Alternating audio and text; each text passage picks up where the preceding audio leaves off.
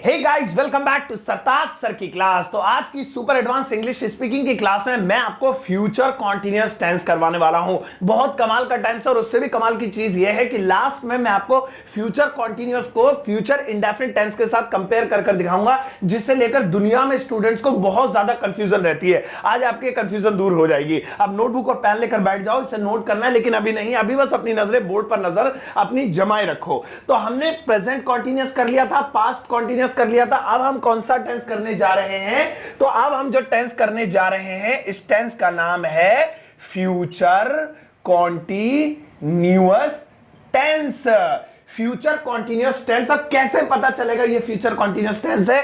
तो सुनो, इसकी पहचान क्या होती है। इसकी पहचान ये होगी कि जिन हिंदी वाक्यों के अंत में रहा होगा, रही होगी या फिर रहे होंगे आए, रहा होगा, रही होगी, रहे होंगे, वह सो रहा होगा, राम आ रहा होगा, रेल जा रही होगी, वह पढ़ रही होगी, कविता कपड़े धो रही होगी, तुम आ रहे होंगे, रहा होगा, रही होगी, रहे होंगे आए, वो फ्यूचर का कॉन्टिन्यूअस टेंस कहलाता है। अब देखो, इसे बनाने का फॉर्मूला क्या है? बिल्कुल हलवा, एकदम आसान है कि अगर आप अफर्मेटिव सेंटेंस बना रहे हैं तो सबसे पहले सब्जेक्ट, उसके बाद विल बी, शैल बी में से कोई एक चीज और वर्ब की फर्स्ट फॉर्म के साथ आईएनजी। मैं आपको पहले ही बता चुका हूं कि जिस भी टेंस में ये कंटिन्यू लिखा हुआ आ जाए, कोई सा कंटिन्यूअस लिखा हुआ आ जाए, तो समझो वहां पर वर्ब की फर्स्ट फॉर्म के साथ आईएनजी ही लगेगी। और कोई भी ऐसा टेंस है जिसमें आईएनजी लगेगी, वो सबसे आसान होता है, क्योंकि सेकंड फॉर्म थर्ड फॉर्म जरा मुश्किल होती है। आईएनजी आसान है। गो का गोइंग, कम का कमिंग, स्लिप का स्लिपिंग, राइट का राइटिंग, डांस का डांसिंग वगैरह वगैरह लिख देते हैं, तो आईएनजी। अब विल बी, शैल बी में से कौन सा लगाना है वो मैं अभी आपको बताऊंगा। पहले नेगेटिव वाला बताता हूं कि अगर नहीं वाला आ जाए तो कैसे बनाना है। तो नहीं वाले के लिए कुछ भी नहीं करना है। सबसे पहले सब्जेक्ट, उसके बाद विल या शैल में से कोई एक चीज, और फिर नॉट, और फिर बी, और फिर वर्ब की फर्स्ट फॉर्म के साथ आईएनजी। अब नॉट वाले में आपको यह चीज ध्यान रखनी है कि जो नॉट है ये विल बी के बाद या शैल बी के बाद नहीं, बल्कि इनके बीच में आएगा।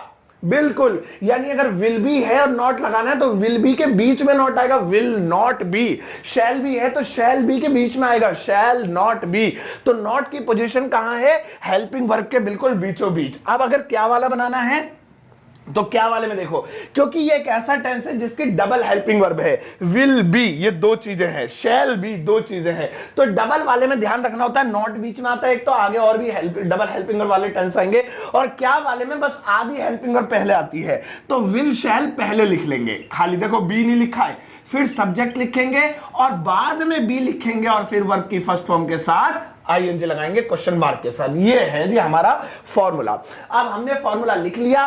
चलो अब इस फॉर्मूले के साथ हम कुछ एग्जांपल लेते हैं और उन एग्जांपल्स पर मैं आपको सेंटेंसेस देता हूं। जैसे मैं पहले अरे हाँ, एक जरूरी काम तो मैं भूल ही गया, वो ये कि भाई ये विल बी शैल बी में से विल बी किसके साथ आएगा, शैल बी किसके साथ आएगा? तो सुनो, आई और वी, इनके साथ हमेशा शैल लगाते थे ओल्ड इंग्लिश में, लेकिन नए जमाने के इंग्लिश में शैल का यूज खत्म हो गया तो टेंसेस में। तो अब क्या बचा? विल ही बचा। तो बस अब आई हो, वी हो, दे हो, ही हो, शी हो, या फिर हो किसी का नाम, या हो एक से ज्यादा नाम, या हो एक, इन सब के साथ आपको एक ही चीज लगानी है, वो है विल बी। बस सबके साथ विल का यूज होगा। अच्छा, मैंने आपको एक टेंस कराया था फ्यूचर इंडेफिनिट, वो था गागीगे वाला, वो रहा होगा, रही होगी नहीं, खाली गागीगे।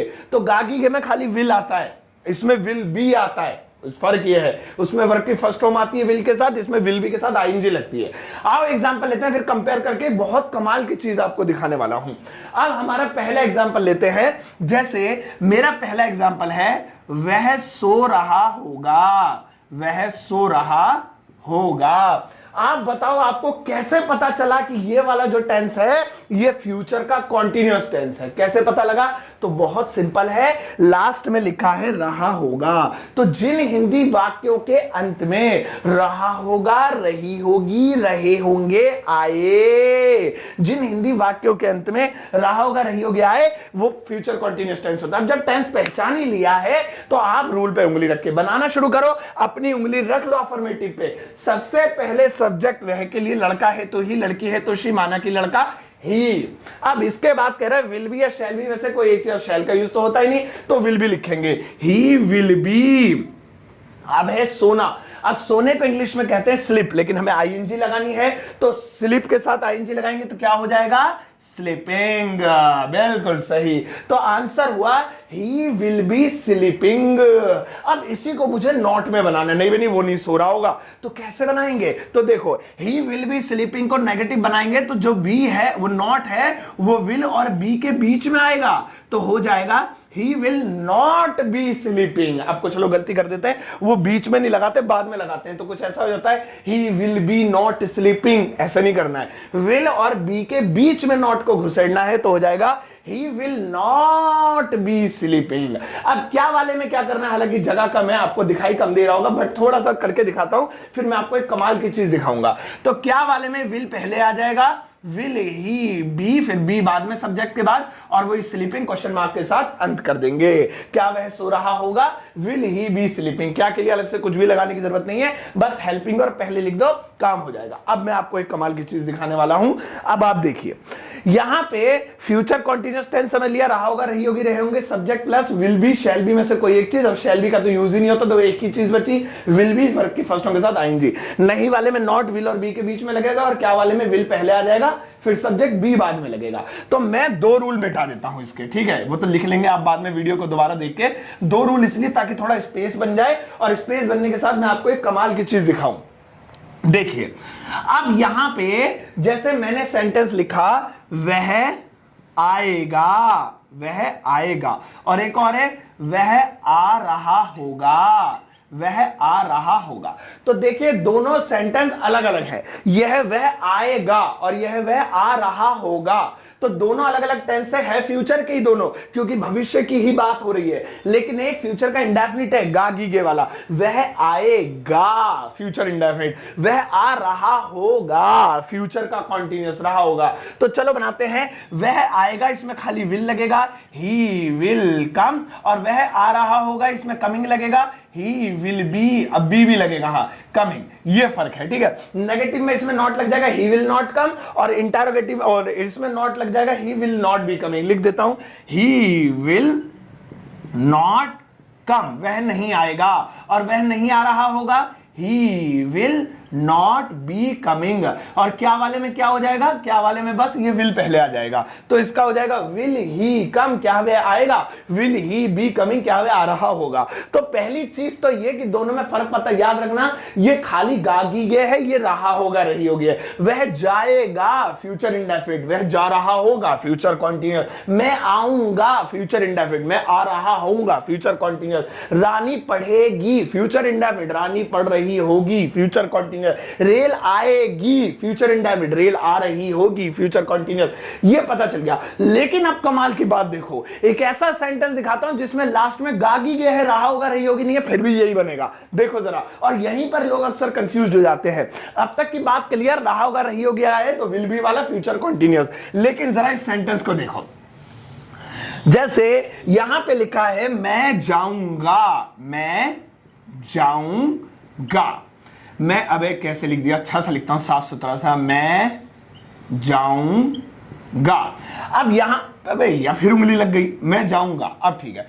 तो यहां देखिए इसके सेंटेंस के लास्ट में क्या आ रहा है, गा आ रहा है, रहा होगा तो नहीं आ रहा। अगर ये होता मैं जा रहा हूंगा तब तो रहा होगा, रही होगी आ गया, लेकिन यह है मैं खाली जाऊंगा। अच्छा, तो ये कैसे बनेगा, आई विल गो, ऐसी तो बनेगा।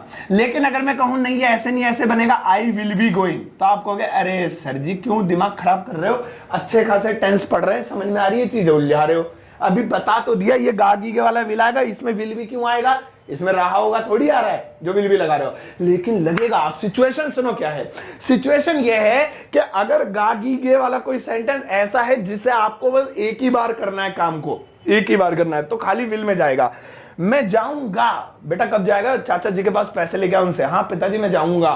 देखो अब कितनी बार जाऊंगा, एक ही बार, मतलब जाने के लिए कह रहे हैं, काम एक ही बार है, वो तो मैंने कहा मैं जाऊंगा, तो ये एक बार जाना हुआ, तो गागी गे में बनेगा आई विल गो।